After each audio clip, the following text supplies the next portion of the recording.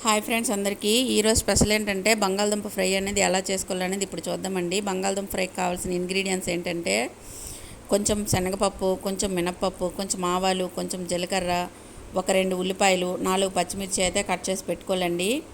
ఉడకబెట్టుకున్న బంగాళదుంప ముక్కలు అయితే పక్కన పెట్టుకోవాలండి. ఇప్పుడు స్టవ్ పైన ప్యాన్ పెట్టుకొని 2 స్పూన్ల ఆయిల్ అయితే వేసుకోవాలండి.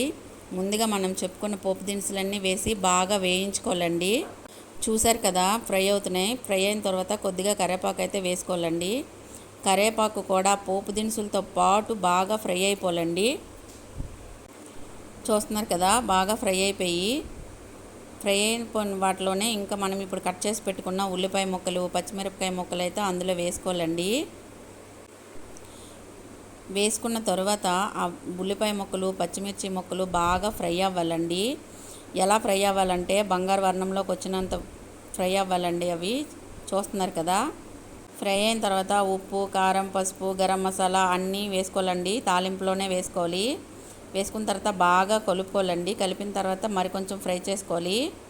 మరికొంచెం ఫ్రై అయిన తర్వాత ముందుగా మనం కట్ చేసి పెట్టుకున్నాం కదా ఉడకబెట్టిన బంగాళదుంప ముక్కలు, ఆ ముక్కల్ని ఇప్పుడు ఈ తాలింపులో వేసుకోవాలండి.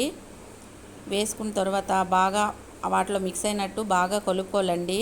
బాగా కలుపుకున్న తర్వాత ఒక ప్లేట్ని అయితే మూత పెట్టుకోవాలి. శుభ్రంగా అడ్జస్ట్ చేసుకోవాలండి.